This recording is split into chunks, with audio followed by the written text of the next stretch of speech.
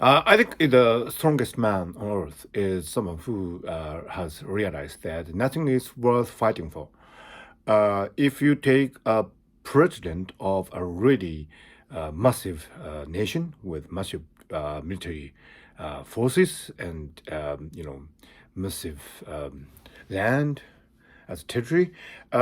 If that president doesn't hasn't realized that nothing is worth fighting for, then he's not the strongest man on earth. Let's face it. When it comes to physical confrontations, like if you are a fan of the martial arts of karate and judo and so on, the forces that you can exert would be limited to by the nature of your physical strength.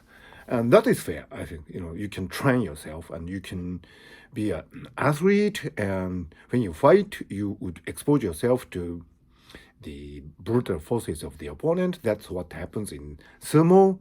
And that's fair. But when you are a president of a really big power, then you have at your disposal uh, tens and thousands of military men and who have families and loved ones and friends and lovers and acquaintances, and they are in the army for some reason or another. And but they are not there to expose themselves to dangers. I mean, it's not their wish. They have been forced to do that, but that force has been something that has been imagined. If you take the Leviathan argument from Thomas Hobbes, maybe we do need the nation state, and because we don't want to have a situation where everybody is fighting against each other. So we have, kind of given up some of our natural rights to be exerted by the nation states, and we choose our leaders democratically, supposedly democratically.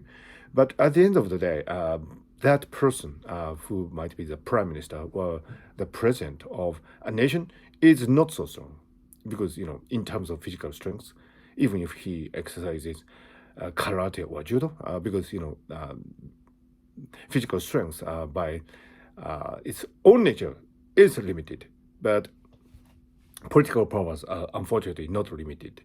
But when you do use your political power, tens of thousands of people suffer, military personnel and civilians, and that cannot happen in the 21st century because it's too brutal. So if you have realized that, then you would have come to the truth that nothing is worth fighting for. Nothing is worth fighting for. Nothing is worth fighting for.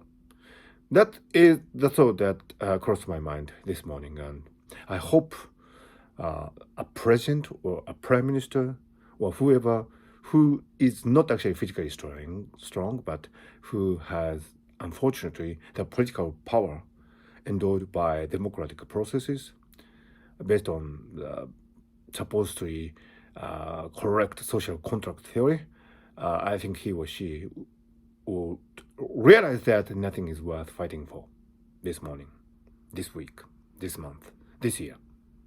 We do not have the, brutal ignorance of fighting for something. I hope.